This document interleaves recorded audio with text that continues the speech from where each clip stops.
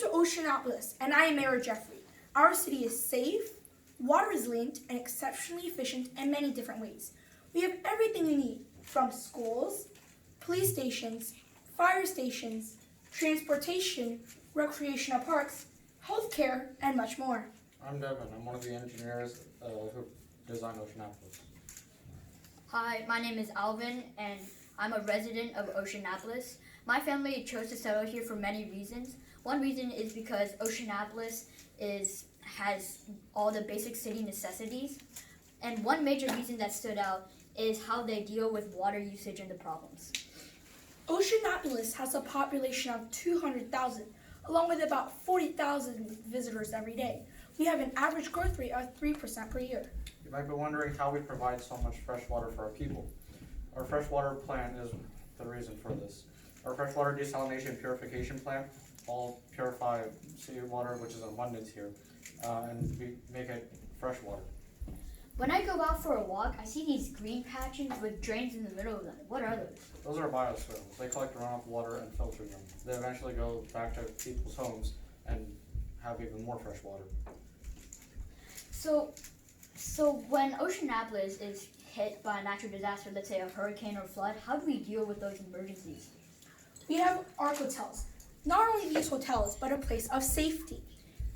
Our ARC hotels can shift into submarine mode when it can go underwater to protect us from hurricanes. Something special about these ARC hotels is that they're completely self-sustainable and independent.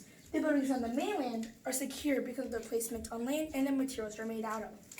Arc hotels that float on the water, those seem really hard to build and really time consuming. Can you tell us how you designed them so well? We use the engineering design process where we define the problem,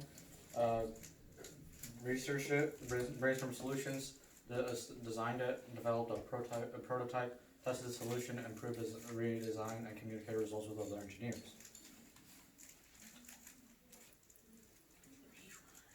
So in the past, Oceanopolis has faced a lot of hurricanes and floods, but Oceanopolis has always been prepared, as always.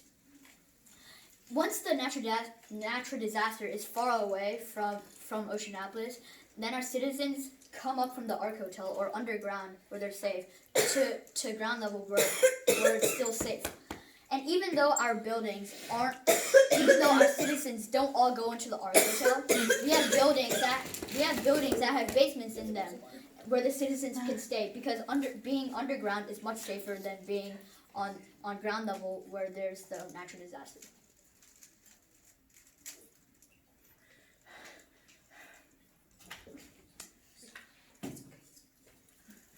Architecture is something that us Oceanopolis citizens will always keep close to our hearts. We have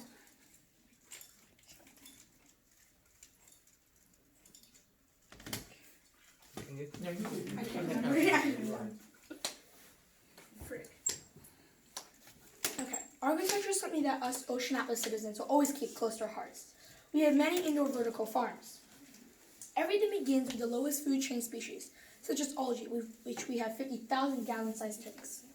Algae, our genetically engineered algae takes in chicken manure, which is abundant in phosphorus and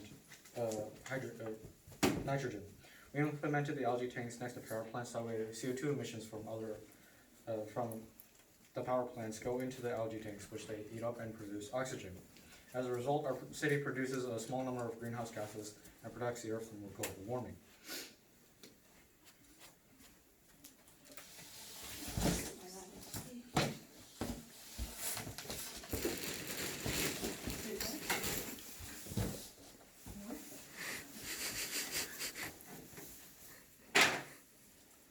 I heard they eventually ship algae powder to Oceanopolis to feed our fish. Why do we do that? Many fish farms use specially designed with water that is free of pathogens and viruses that can harm our fish.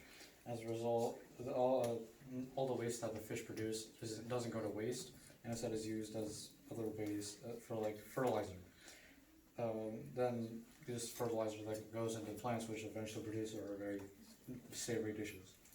Now, Alvin, what is your favorite part of Oceanopolis besides the delicious food? I love to go to the city library. The city library holds a lot of events, including science forums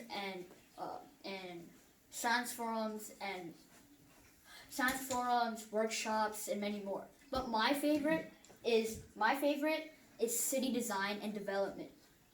I noticed that in the houses we use a lot of energy, but how do we get that energy yet so little emissions in our atmospheres? We use many different energy sources, such as nuclear fusion, solar panels, which are on top of many houses, wind and water plants, which are all clean sources of energy. However, these energy sources produce very little amounts of energy because of how they are. So we also use some carbon-emitting energy sources. They do produce CO2 emissions, but our algae tanks take care of the bulk of that. I would like to say that transportation infrastructure is excellent.